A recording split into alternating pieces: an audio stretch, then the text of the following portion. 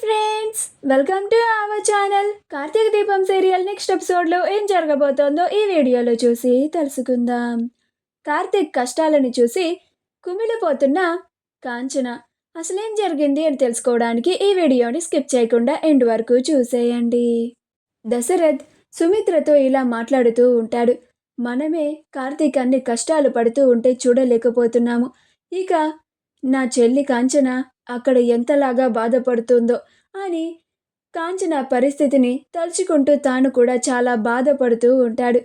అలా దశరథ్ అందుకే సుమిత్ర, జ్యోత్స్న కార్తీక్ని ఇలా తన చెప్పు చేతుల్లో నుంచి విడిచిపెట్టేలాగా చేయాలి, అంటే ఆ అగ్రిమెంట్ని క్యాన్సిల్ చేయించాలి అని అంటాడు.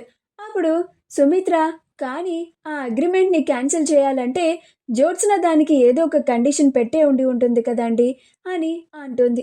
అప్పుడు దశరథ్, మనం జ్యోత్స్నకి కన్న తల్లి తండ్రులం, మనం జ్యోత్స్నని ఎలా కంట్రోల్ చేయాలో అలానే చేయాలి, లేకపోతే జ్యోత్స్న ఇప్పుడు చూస్తున్నట్లుగానే కార్తీక్తో ఆడుకుంటుంది, అలా చేయడం చాలా పెద్ద తప్పు అని అంటూ ఉంటాడు.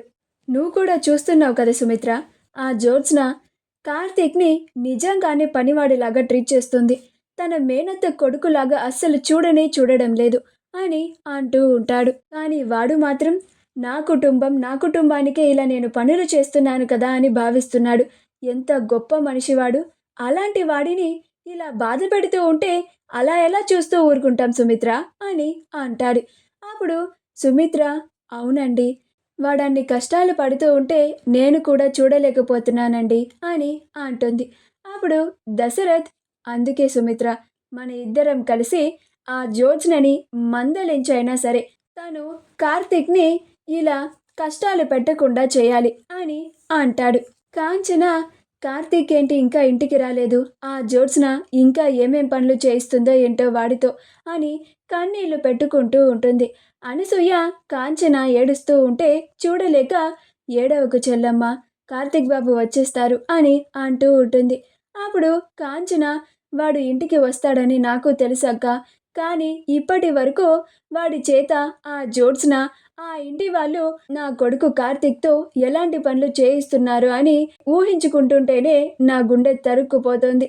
నా కొడుకుని నేను ఎంతో అల్లారు ముద్దుగా పెంచుకున్నానక్క, కానీ వాళ్ళు నా కొడుకుని అన్ని కష్టాలు పెడుతూ ఉంటే చూడలేకపోతున్నాను. వాడికి తన భార్య మీద ఉన్న ప్రేమని వాళ్ళు అలుసుగా తీసుకొని ఇలా ఉపయోగపెట్టుకుంటూ ఉంటే చూస్తూ ఊరుకోకుండా ఉండలేకపోతున్నాను. వెళ్ళి మా నాన్నని నిలదీసి అడగాలి అని అనిపిస్తోంది. వాళ్ళు మనుషులే కదా అక్క, కొంచెమైనా మానవత్వం అంటూ ఉంటుంది కదా. వాడు ఎవరు, తన కన్న కూతురి కొడుకే కదా. అయినా మా నాన్న ఆ జ్యోత్స్న నా కొడుకుని అన్ని కష్టాలు పెడుతూ ఉంటే మా నాన్న ఎందుకని అలా చూస్తూ మౌనంగా సంతోషిస్తున్నాడు.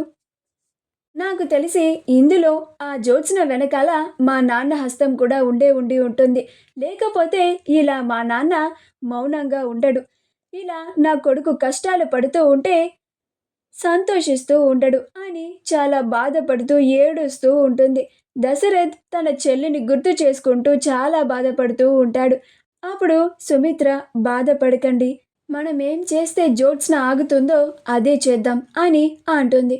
మా వీడియో కనుక మీకు నచ్చినట్లయితే లైక్ చేయండి, షేర్ చేయండి, మా ఛానల్ని సబ్స్క్రైబ్ చేసుకోండి, పక్కనే ఉన్న బెల్ ఐకాన్ని క్లిక్ చేయడం మాత్రం మర్చిపోకండి.